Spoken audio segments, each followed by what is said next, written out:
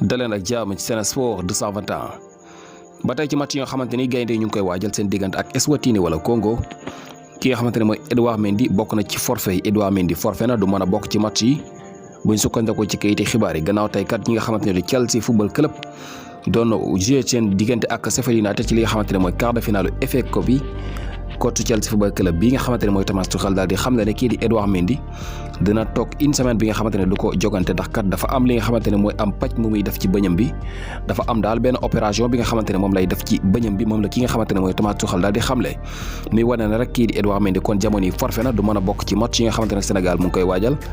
kon jamono yi Sénégal ñetti gardien yi nga xamante ne am nañu ko ci squad bi mooy kii di Seny Dieng Pape Seydou Ndiaye ak Bingourou Kamara. Boulaye Dia gannaaw diir bu yàgg bi nga xamante ni toogoon na ko te marqué wul benn but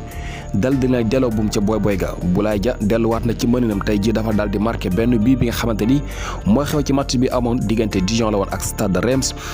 nag moo dal di dóor Dijon benn bal ci dara kii di Boulaye Dia moo dal di marqué benn bal loolu sax mu nekk 13e biom de la saison ci li nga xamante ne mooy Ligue 1 bi ak club bii di Stade Reims.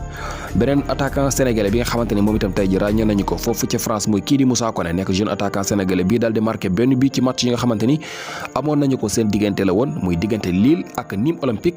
waaye nag Nîmes Olympique bu Sidi Sarr ak Moussa Koné ñoo dal di dóor Lille 2-1 ki nga xamante ne mooy Moussa Koné dal di marqué son 5e but de la saison. Abdallah Sima moom tey biram doxut ndax kat dafa dal di jot li nga xamante ne mooy carton rouge bu njëkk ak club bii di Slavia Prague tey ji ñoom ki nga xamante ni mooy Abdallah Sima balaa muy teew ci li nga xamante ni mooy jongante yi ndax kat am na yenn ci kayiti xibaar yu fesal ne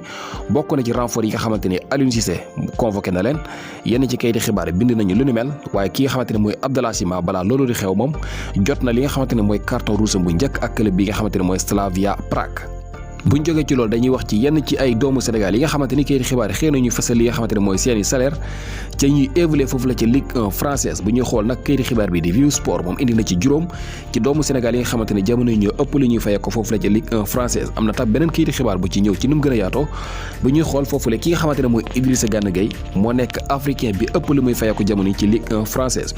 waaye daal bu fekkee am nañu ci doomu Sénégal yi rek Idrissa Gana Gueye jamono yi mu ngi fayee ko lu toll ci 500 000 € chaque mois moom moo ëpp li muy fayee ko ki nga xamante ne mooy ci topp mooy Abdou Diallo di fayeeku lu toll ci 450 000 € chaque mois Krépin Diatta 180 000 €, Habib Diallo 100 000 €, Fodé Ballo-Touré 100 000 €. dañu koy jeexale ak transfert ki nga xamante ne mooy David Alaba mi nga xamante ne ay weer képp moo des ci contrat am ak Bayern Munich te bëri club yi koy topp ci jamono yi Real Madrid nag ñoom offre nañ ko lu toll ci 9 millions € chaque année bu fekkee signé na fa maanaam 9 millions € de salaire waaye nag lu toll ci 19,7 millions € ci li nga xamante ne mooy prime de signature. Paris Saint-Germain ñoom pare nañu ngir jox ki nga xamante ne mooy Kylian Mbappé contrat bu bees bu fekkente ne nangu na dinañu ko fay lu toll ci 30 millions € maanaam dinañ yokk li mu doon fayeku di ko fay lu toll ci 30 millions € chaque année. ba tey ci transfert ki nga xamante ni nag moom la ñuy wax Memphis Depay di évoluer ci club bi di Olympique Lyonnais moom nag jamono Paris Saint-Germain bëgg nañu ko signé maanaam jëlee ko foofu la ca club bi nga xamante ne mooy Olympique Lyonnais buy sukkandikoo ci kayiti xibaar yi ci transfert yi nga xamante ni moom la ñu dëkkmal.